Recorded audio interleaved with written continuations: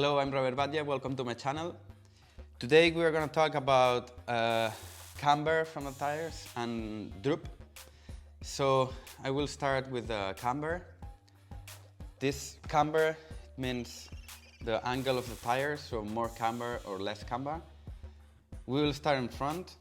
If we go more camber in front, we'll have more grip when the car push or roll to the tire. So it means on slow corners or 180s, as more camber you go, you will have less steering, but on fast corners or when you go fast, you will have more steering when you have more camber. So when you go to less camber or like zero, for example, on 180s, you will have steering or when you go slow.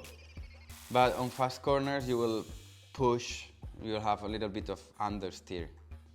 On rear, when you have more camber, you will have more grip on fast corners or on power going out of a fast corner. But on 180s, you will have a little bit more rotation. So when you go less camber or zero, for example, on fast corners, it will rotate more. But on 180s, you will have more grip at the beginning. So then, for example, when you go zero and you're not rolling a lot, you have more ground or more dirt touching the tire, so that's why it has more grip than not. For example, when you go 2 degrees, it's less tire side touching the ground, so you will have less grip. So when I'm in a track like slow corners or 180s and things like that, I go like less camber in front and more camber on the rear. On fast tracks, I go a little bit more camber in front and a little bit less on the rear.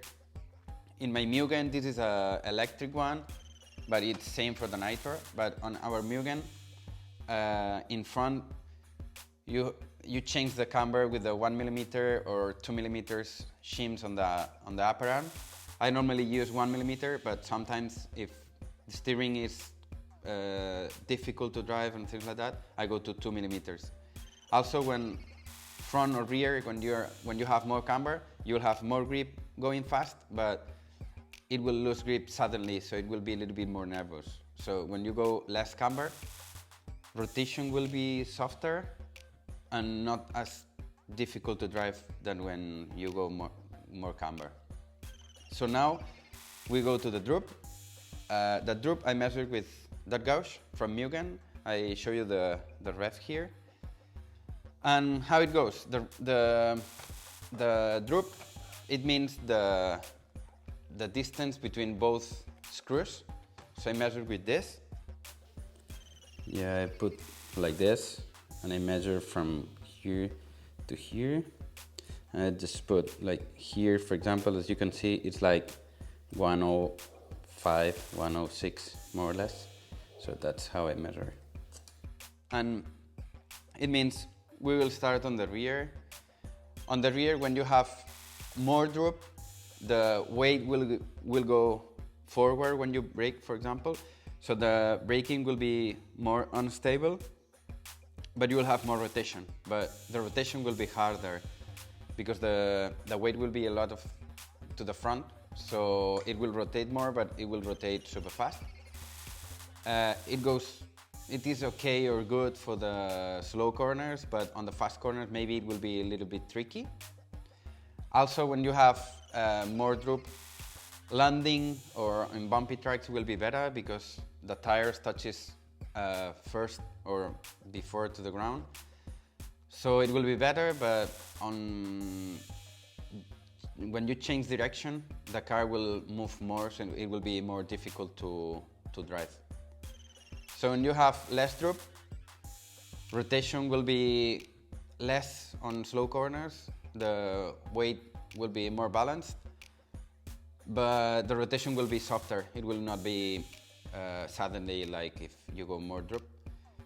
For sure it will be worse for bumpy or landing if you go to less droop, but it will be better on changing weights on, for example, chicane or fast corners. Front, more droop. On power, will have more fishtailing, like the weight will be backward and the rear will slide a little bit more. But also landing or bumpy will be better as more droop. So when you go less droop, on power will be more like forward wheel drive. So it will be easier on power, but landing and bumpy will be more difficult. So also the changing direction like chicanes and things like that will be better if you go less droop in front. So this is all about this tutorial. I hope you understood better. If you have any question, as usual, just let me know down there, or just any comment on my YouTube channels or any Mugen social media or my social media. And please share the video if you like it, and I always say, if you didn't like it, just please share also, and we'll help each other to have more videos like that. So see you in the next video. Bye bye.